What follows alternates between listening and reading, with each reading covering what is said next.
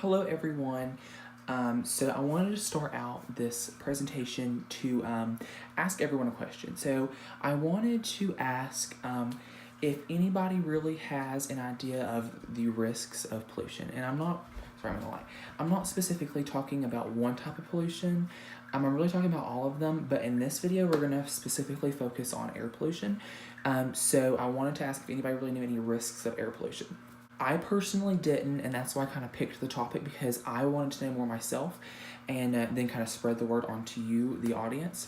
So, I really rarely heard about this air pollution, and I really just, mainly not or knew about like the garbage pollution, just like, like trash and waste like that. So, I believe many people know that pollution is a big area in America right now where we're really struggling, and there's a lot of pollution that we really don't know what to do with in the seas and stuff like that. So, air pollution,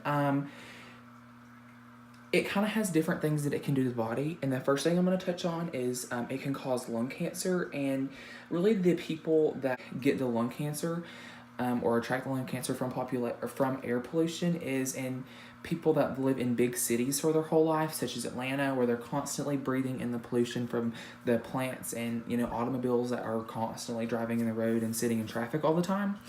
So I did some more research, and studies actually do prove this is true. So that being said, I kind of went from there and did more research on this specific topic. And so it not only causes lung cancer, but makes the population at a much higher rate of increased blood pressure, which causes various heart issues such as heart attacks and other serious things such as like blood clots and things like that put a person's life at risk.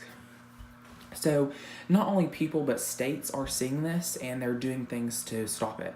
The state of California has put out laws and regulations to auto manufacturers that sell in their state, and it basically forces the automakers to sell a certain percentage of more efficient, reliable vehicles that are not necessarily bad for the environment. So they're doing this by giving them a percentage of vehicles they have to sell in, I believe, by like 2020 or 2022 or something like that, and have on the road. And then if they don't meet this criteria, then I believe the state of California stops like promoting the manufacturer as a whole. And then also the state of California offers buyers a large chunk of money if they go and purchase an electric vehicle. So giving somebody money, for a purchase of a new vehicle, it kind of persuades the buyer to go the route of an electric vehicle, because then it just kind of brings the total cost of a vehicle down when you're kind of giving them basically free money. Kind of knowing those facts about the state of California. And, it's not necessarily something that one specific person can do. It kind of takes a larger body of people.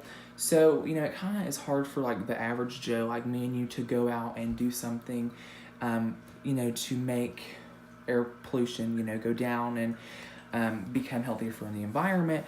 But, so that's kind of where I wanted to touch on the other areas of pollution that me and you can do something to change. An example of my own life. So I kind of had to think of ways of things that I can do that I was able to cut down on pollution. I think that's some things that you can do as well. So just kind of think of areas in your life. So, do you recycle at home? Do you recycle plastic or paper? So at my house, we recycle plastic. And so when we go to the dump, we just have the bag of plastic and the bag of regular trash. And we throw the bag of plastic and the plastic and the trash in the trash. So if that's something that you necessarily don't want to do, you can always think of other areas in your life. Like, do you throw garbage out the window when you're driving down the road? And that causes, pollution in ways that where if the animals eat it, it'll kill the animals. It's bad for the environment. And then it just looks bad. Like you drive down the road, you don't necessarily want to see trash laying everywhere.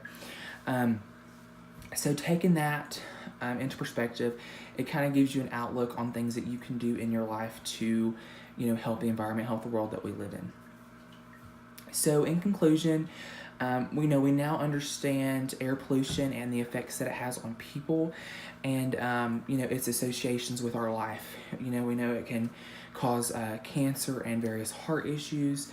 And then we've shed light on other kind of issues of pollution, you know, just like the pollution that we cause, like the garbage pollution and stuff like that.